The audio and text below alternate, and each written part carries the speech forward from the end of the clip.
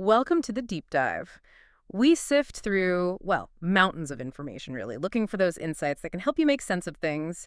And today, we're diving into something truly special. Yes, we've got this curated collection of wisdom, sources, teachings, philosophy, all landing on September 2nd, day 245. It's quite a mix. It really is.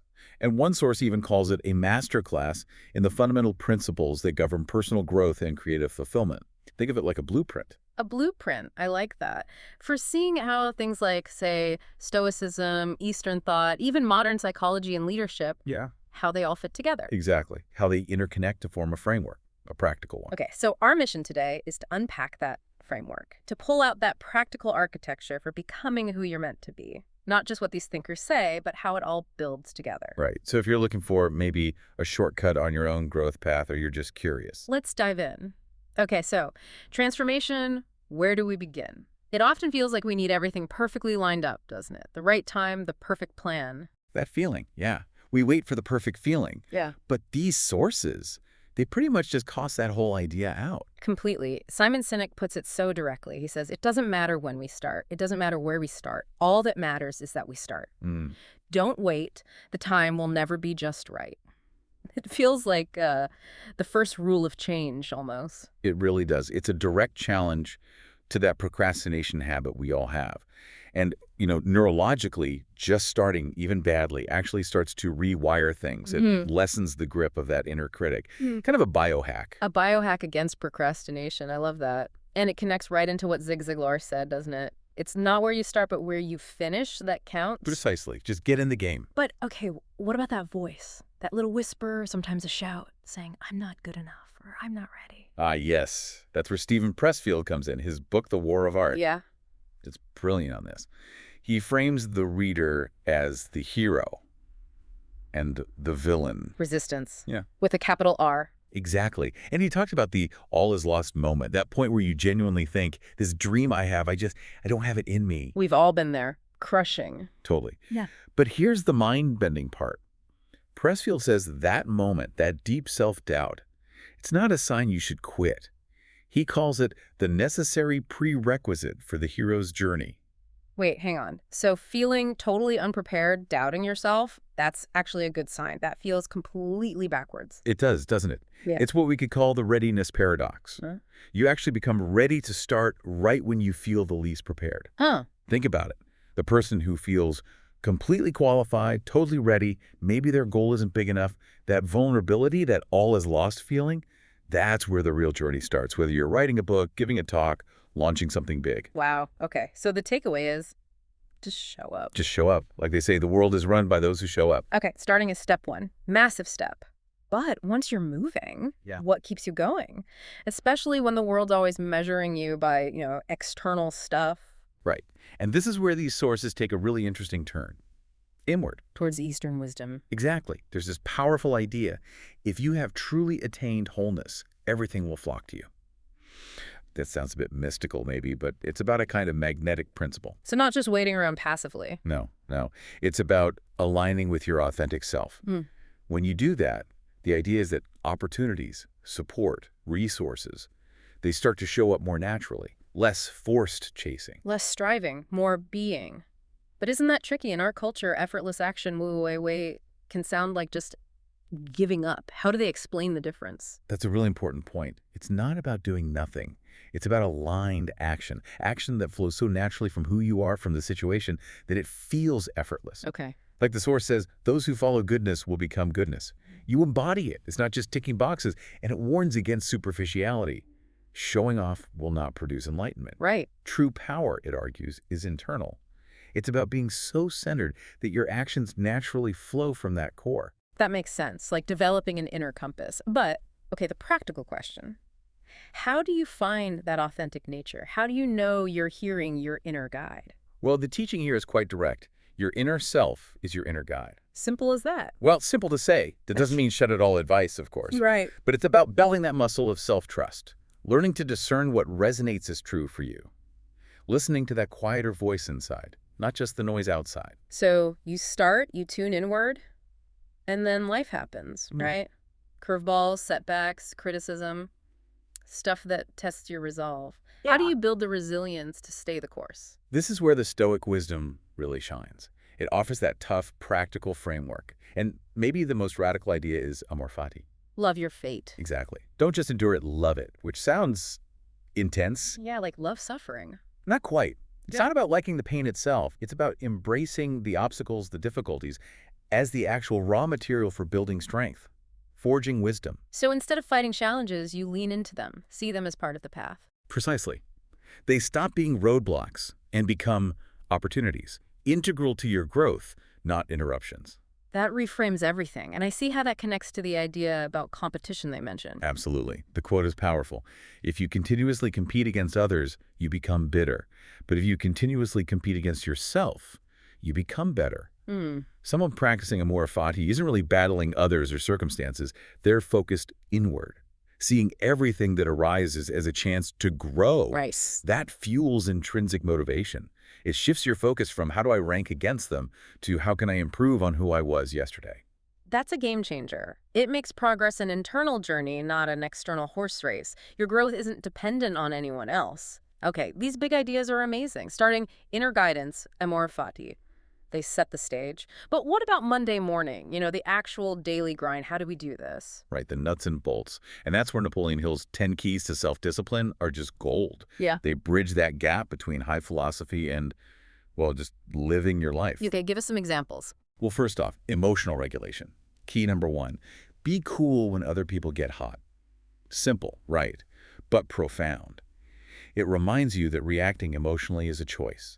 Staying calm makes you the stable point. Easier said than done sometimes. What else? Intellectual humility, key 2. Remember, there are 3 sides to every argument. My side, your side, and the truth. This shifts arguments from battles you have to win to a shared search for understanding, takes the ego down a notch. I like that. The truth is the third side. Exactly. And then there's the classic, never speak when angry.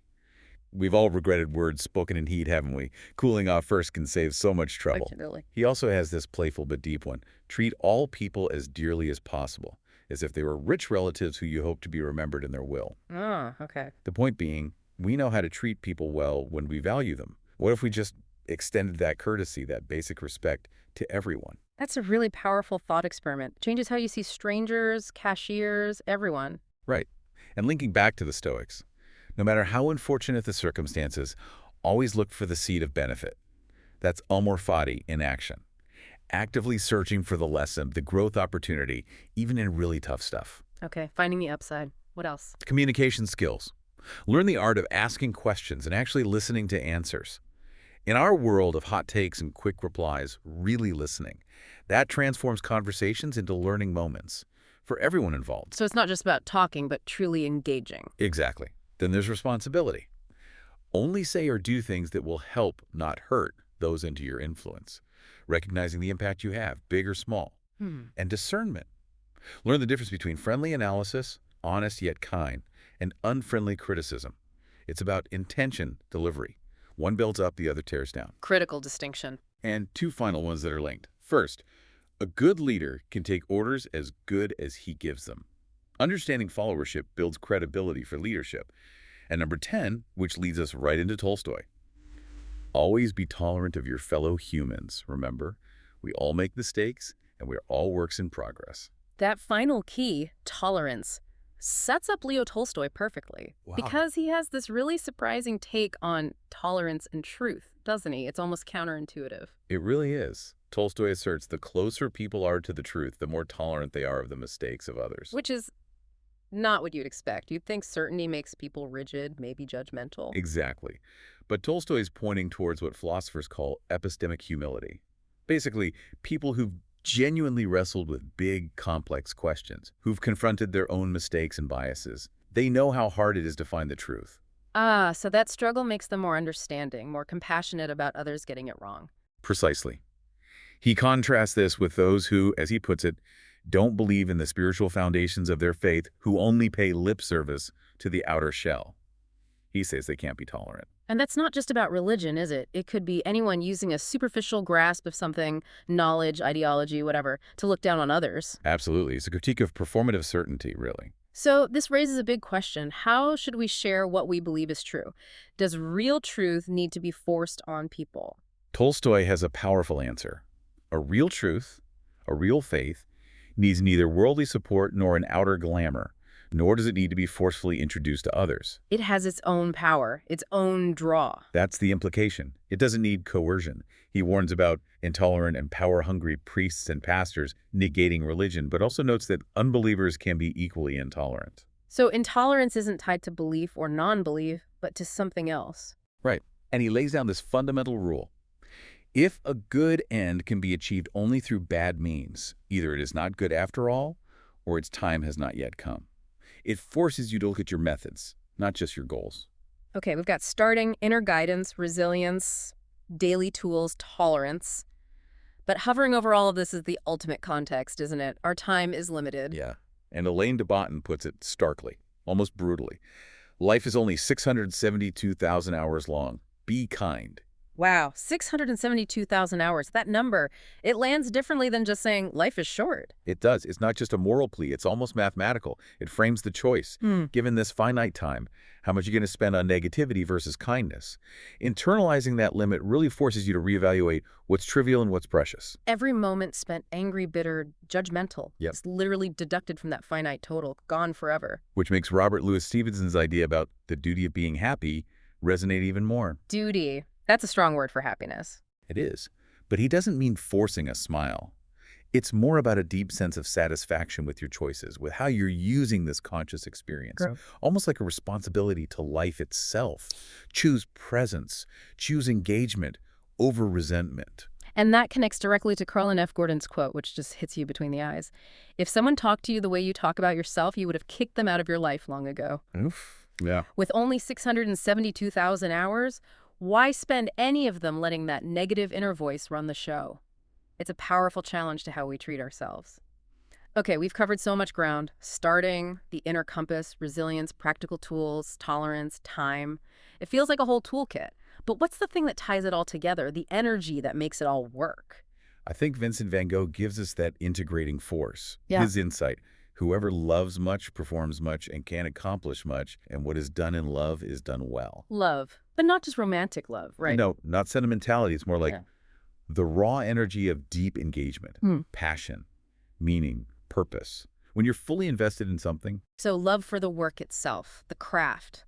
Love for the struggle, even like Amor Fati. Love for the people you're serving. Exactly. All of that. It's that complete, wholehearted engagement. It's what the East calls wholeness, what the Stoics find in Amor Fati, what Hill's discipline keys help enable. It aligns everything: intention, action, inner life, outer contribution. When you're fueled by that kind of love, maybe effort does feel effortless. Obstacles become part of the path. Starting just becomes natural. That's the idea. It's the ultimate integrator. This has been amazing, weaving together all these threads, Stoics, artists, philosophers, practical teachers, into this blueprint. So for you listening, what does this mean day to day? How do you actually build this architecture of personal transformation? It really comes down to consistent conscious practice. Little things done daily. Like what? Give us the steps. Okay, first, morning foundation. When you wake up, just accept this as the starting point. Wherever you are, whatever's going on. Not resignation, but just acknowledging reality.